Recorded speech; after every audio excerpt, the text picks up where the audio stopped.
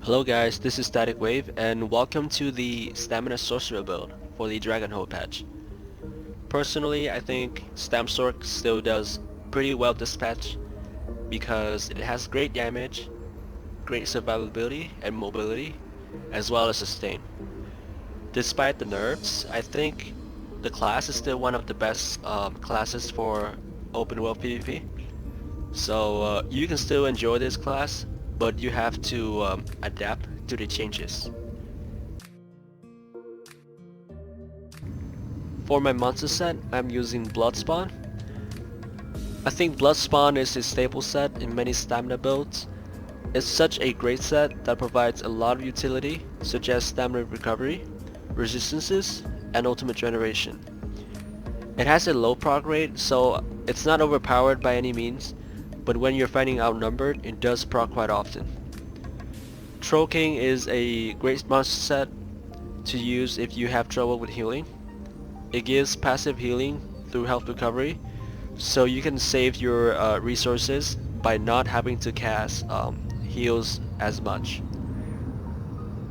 For me though, I have so much healing that I think using this set would be an overkill, therefore I prefer Bloodspawn. The first damage set that I use is Armor of Truth. I use Truth because I utilize off balance in my fights, so I can reliably keep this 5th bonus up at all times. It also gives me weapon critical, which is very important for this class, since we have Crit Surge, which is a form of healing that procs off of critical damage. So having this is going to increase our chance of proccing Crit Surge. The second set is new Moon Acolyte. This is such a great set that I think every stamina class should incorporate it into the build. Not only does it give you weapon critical, weapon damage, but it also gives physical penetration, which increases your damage output by a lot. The 5th piece gives you almost 500 weapon damage, just for slotting it. So you can use it on the Frontbar and have something else on the back bar, such as Master's Bow or Master's Duelwield or similar sets. The 5% cost increase sounds a lot, but it's barely noticeable. You don't even feel it on your bar, on your characters, so I think the damage is worth the cost increase.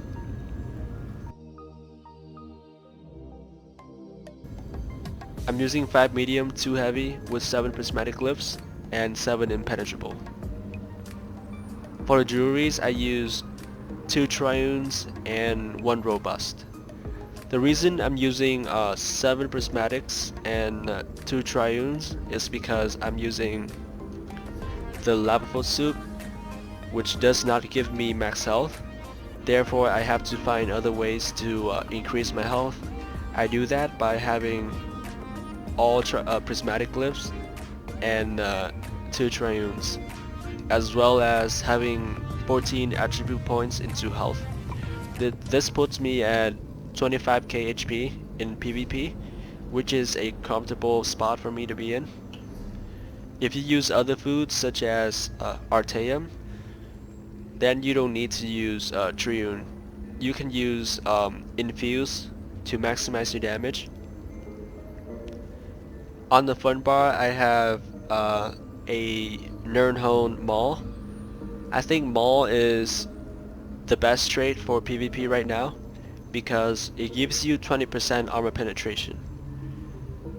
When paired with a high weapon damage build, you can increase your damage output by a lot. On the back bar I have double powered Axes of Potentates. The reason I use powered is because right now I don't have powered, but I'm gonna trade changes soon.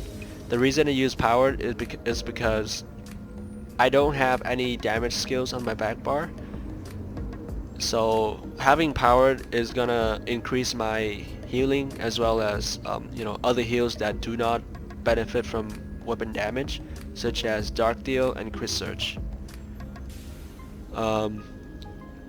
I think the ideal set on the back bar for dual wield at least is Blackrose Prison, because it gives you 30% major protection. But since I don't have it, I decided to use this instead for the second bonus, which reduces your damage taken from players by 5%. So it kind of makes up, I mean it kind of gives you something, but it's not as good as Blackrose Prison. So if you have those, definitely use them.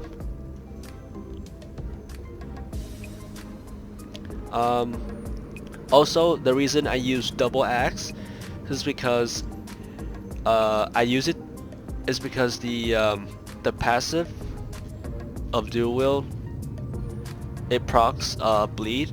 It gives you a total of 16% chance to proc the twin blade and blunt bleed.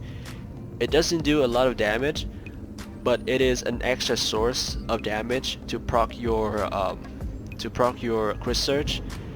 And when you use a damage health poison on the back bar as well, then you have a total of 3 sources to proc your crit surge. So the more the better. I think there's no best race for Stamsorc this patch.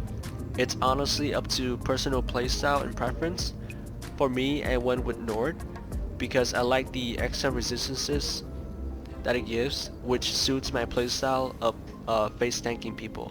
As you can see, it gives me almost 4k resistances, ultimate generation, max stamina, max health, so all these passives suit my playstyle.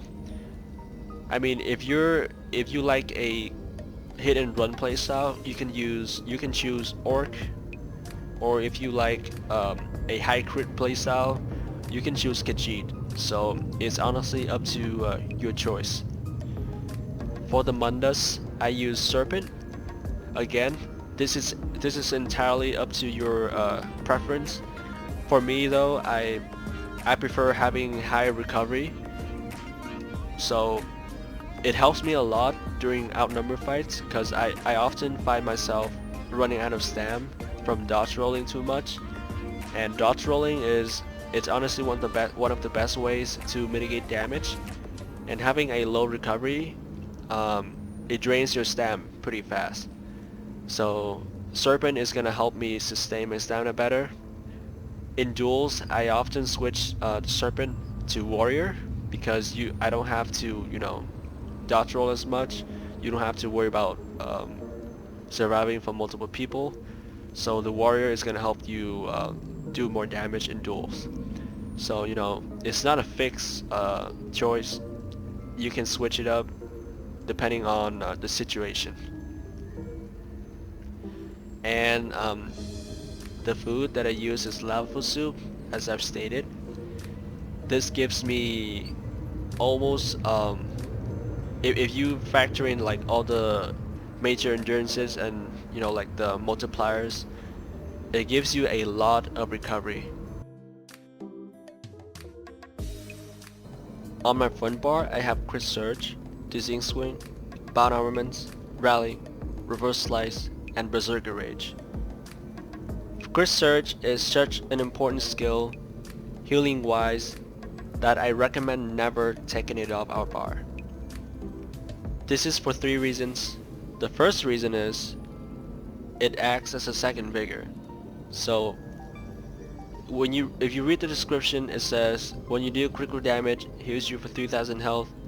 In Cyrodiil, I've had it crit for 2.7k, and when you layer this with vigor, you can easily hit up to 5k healings per second, which is insane amount of healing. And when you combine all of these healing over time with burst heals such as Rally, it's unbelievable how much healing you have.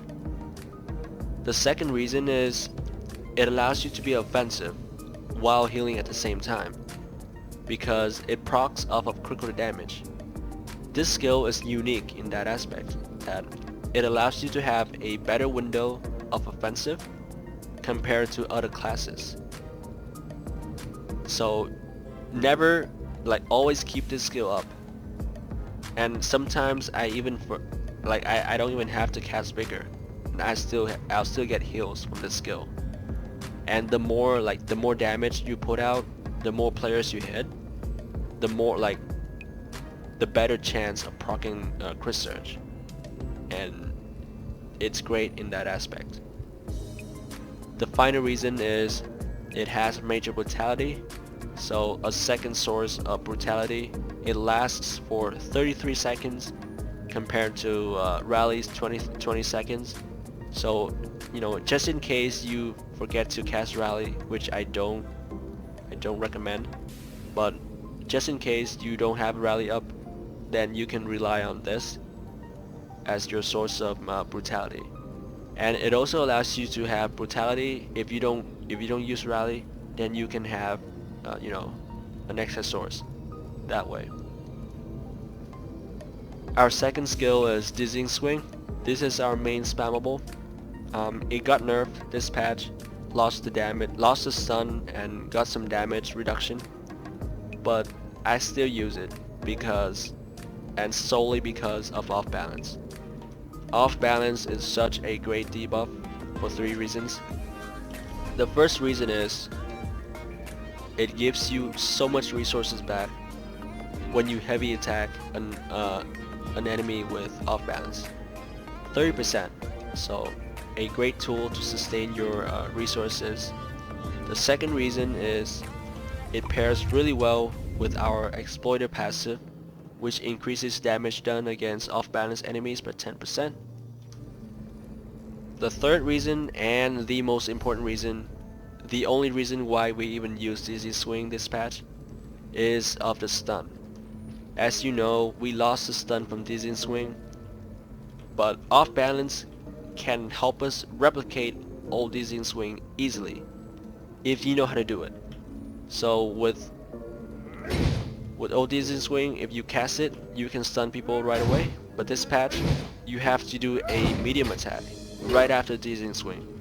And if your enemy is not paying attention, he will always get stunned immediately, and you can follow up with a crit of your choice. And I can show you guys a video of me performing that in combat.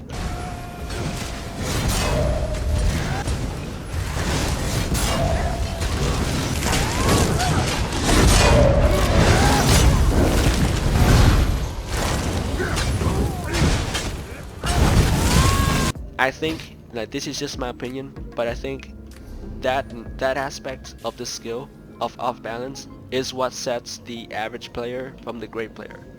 Because the great player can now control his burst, control his stun. So if he doesn't want to stun, he can just spam the hell out of Dizzy Swing. But the moment he wants to burst, he can use that mechanic of off balance stun and immediately stun people and apply his ultimate combo. The average player cannot do that as effectively, and when you're fighting outnumbered, getting stunned from Dizzy Swing is so annoying. But this change helps you, like, it removes that annoyance, you know, from being stunned by some random stamina player while you're trying to line of sight. But this patch, this off balance change is great. Our third skill is Bound Armaments. This is just a flex spot. I sometimes use Streak or Camel Hunter, but most of the time I use Bound Armaments because it has been reworked into an offensive skill. It does pretty good damage. The highest I've had it done for was 8k against a 20k resistance target. So it's pretty good. It also gives you a lot of passives and stat buff. So if you look at this, the description, it says increases your max stam by 8% and light attack damage by 10%. But you also get 20% more recovery, HP recovery and stam recovery. And most people don't know, but you can proc this fourth passive as well, the 8% max health. Because the daggers count as a summon, like it counts as a summoning pet, kind of. So if you look at this, my HP is 19.8k. But if you, like if I don't have it up, I only have 18.7k. So you kind of have minor toughness on you, you know, at all times, which is pretty amazing, I think. So it's a pretty overloaded skill, in my opinion. Our fourth skill is Rally. This is our burst heal. It can be a lifesaver in many situations, but you know, don't rely on it, because you kind of have to wait for the full duration to get the most out of it. But you know, the more healing you have, the better you can survive in outnumbered fights. Reverse Slice is our Execute. I prefer this over Executioner because I've had situations where I've gotten people low, but I just didn't have the AoE part to finish them off quickly. So Reverse Slice is going to help me finish targets off when they're low health, and especially when they're packed together. This does a lot of damage, AoE damage, so it's great in that aspect. Our ultimate is Berserker Rage.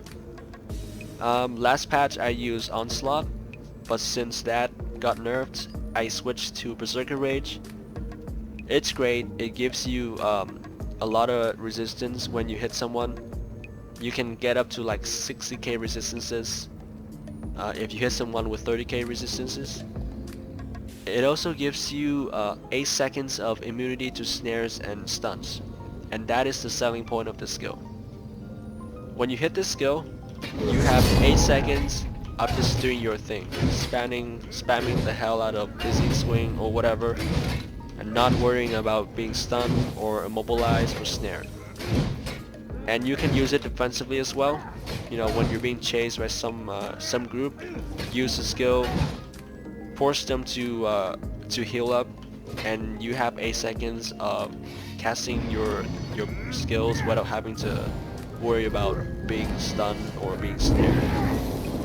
And the damage is better compared to the upfront damage, obviously better than Dawnbreaker, for example. So I think this is the go-to ultimate on the Frontbar for this patch. On the back bar we have Quick Cloak, Dark Deal, Vigor, Shuffle, Hurricane, and Temporal Guard. Quick Cloak gives you major evasion, and it also does AoE damage every 2 seconds. It doesn't do a lot of damage, but the AoE part, it's going to help you proc your crit surge more. And it's like when you have Hurricane and Quick Cloak up, and when you're being surrounded by multiple people, you can always like count on this proccing every second. It's amazing, and the cost isn't that bad, so you can use it as a source of major expedition. So it's very good. It helps you move fast, which is the point of playing Stamsorc, to be mobile while also being tanky. Dark Deal is your stamina sustain, as well as a off burst heal. It doesn't heal as much as Rally, but it can crit now, so it's great. It gives you stamina back, so great source of sustain there. So in total you have a lot of recovery, you have off balance as your sustain, and you have Dark Deal. So you have 3 sources of stamina sustain. So you can expect to never run out of resources on this build unless you like spam dodge roll consecutively. Vigor is our second hot. When you pair this, as I've stated, with Crit Surge, you get amazing heals. I mean, there's nothing else to say about this. Just try to keep it up every 4 seconds to prevent yourself from dying. Shuffle. This is our second source of major evasion, and it also cleanses our snares. So I used to run a build with no shuffle, but I found that I would get snared to death, so I reverted back to using shuffle. It helps you be mobile, and when you combine shuffle with a quick cloak, you have 4 seconds of just sprinting the hell out of whatever you're in. And I mean, they go well hand in hand, basically. Hurricane is our defensive buff, so when you cast this, you get 10% more speed. It also has an AoE part, so it helps you proc Berserker as well. Doesn't do a lot of damage though, but that's not the point of Hurricane. The point is to have a defensive buff that can proc Berserker. It costs only 2k, but it only lasts for 15 seconds, so not a lot. But I mean, you learn to just cast it every 10 seconds anyway, so it's not a huge deal. And finally, our backbar ultimate, Temporal Guard. This is buggy in in Vivek when you kind of need it the most, but it has minor protection. And on our back bar, which is basically our defensive bar, we have minor protection and we have the 5% damage reduction on the weapons. So total you have 13% damage reduction. So on the back bar you can be pretty tanky and pretty mobile. And when you want to go on the offensive, you switch your front bar and you just hammer people down. And if you don't use Temporal Guard, I suggest using this skill to have the this passive up. But if you have it, use this skill.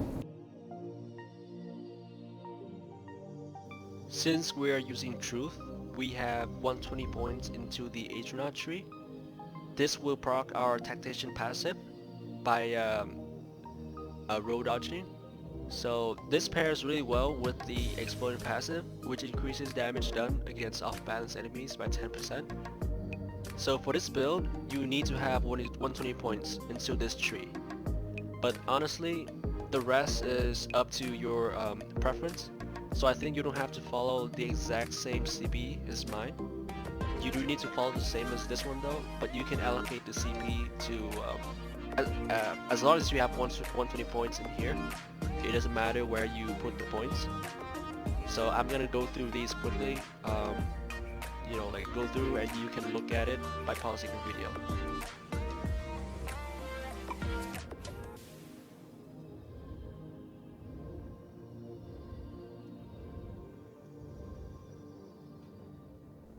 There you have it, guys. This is the build for this patch. Let me know if you guys have any questions in the comments. I hope it works out for you, just as it worked out for me. And I'll see you guys in the next video. Peace.